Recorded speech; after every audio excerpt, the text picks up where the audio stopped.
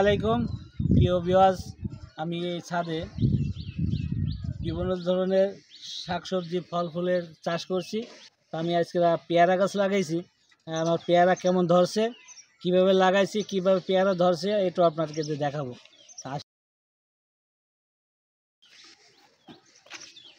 দেখেন, আগে প্রথম আমি দেখাই এই যে টপ, এই যে টপের ভিতরে মাটি দিয়ে মনে করেন প্রথম এই গাছটা লাগাইছি।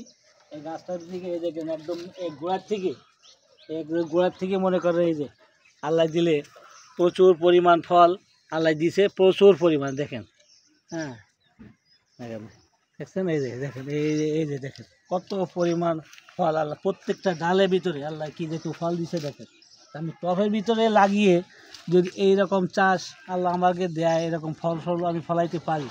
হ্যাঁ, আপনাদের কাছে আমার একটা অনুরোধ যে আমার এই ভিডিওটা করার উদ্দেশ্য যে আপনারা যেখানে জায়গা আছে, আপনাদের অল্প জায়গা, বারান্দা আনাচে কানাচে যে জায়গা আছে, আপনারা জায়গাটা ফেলাই না রেখে আমার মতন এরকম টবে এরকম ফল ফুলের গাছ লাগাইয়া আপনার সংসারের ফলের চাহিদা আপনি মেটাইতে পারেন।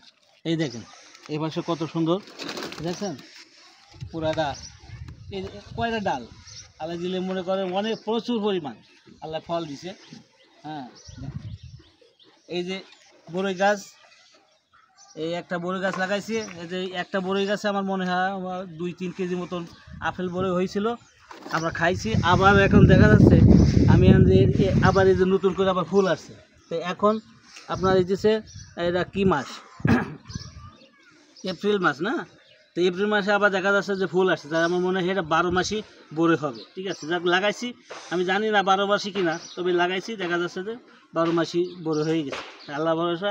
আপনাদের এরকম আমার মতন টবে এরকম বিভিন্ন জাতের ফল ফুল লাগাইয়া আপনারা আপনার সংসারের চাহিদা আপনারা পূরণ করতে পারেন। ঠিক আছে, তা আপনারা এইভাবে লাগাই খাবেন, আমি আশা করি। এইভাবে এটা আমার ভিডিও করার উদ্দেশ্য যে আপনারা এইভাবে ছাদের আঙ্গিনায় বারান্দায় যেখানে যেখানে জায়গা আছে টবের ভিতরে এরকম বিভিন্ন জাতের ফল লাগাইয়ে আপনার সংসারের চাহিদা আপনি পূরণ করতে পারবেন।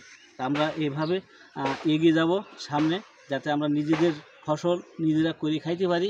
এই আশায় আমার এই ভিডিও করা। তা সবাই একটা লাইক, একটা কমেন্ট করবেন যদি ভালো লাগে। খুদা হাফেজ, ভালো থাকবেন সবাই।